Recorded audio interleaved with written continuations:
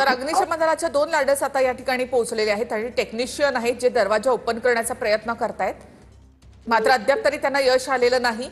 मोनोरेलमध्ये आमचे प्रतिनिधी सागर शिंदे हे देखील अडकलेले आहेत। गेल्या 1 तासापासून या ठिकाणी मोनोरेल बंद पडली आहे।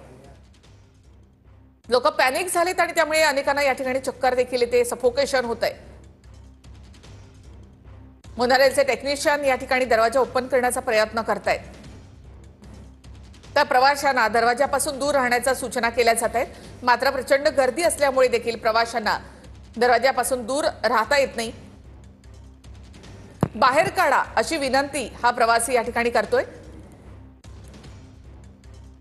तर मोनोरेलच्या टेक्निशियन कडनं हा दरवाजा ओपन करण्याचा प्रयत्न केला जातोय। विंडोच्या वर असलेल्या व्हेंटिलेशन या ठिकाणी सुरू असल्याचं सांगण्यात आलं, मात्र तेवढंच पुरेसं नाहीये, कारण प्रवासी मोठ्या संख्येने आहेत। 1 तास होऊन गेलेला आहे या सगळ्याला। आधीच पावसानं मुंबईकर बेजार झालेले होते।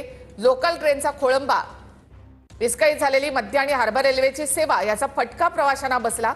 एक आधार होता तो मोनोरेलचा, मात्र त्यामध्ये ही मोनोरेल देखील या ठिकाणी अडकलेली आहे।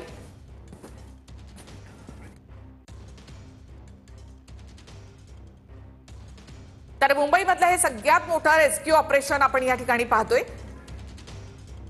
पालिकेने घटनास्थळी वैद्यकीय पथक इथे पाठवलेलं आहे। अॅम्ब्युलन्स सज्ज ठेवण्यात आली आहेत, हॉस्पिटल देखील सज्ज ठेवण्यात आलेली आहेत आणि 2 लॅडर्स आता आपण या ठिकाणी पाहतो अग्निशमन दलाच्या।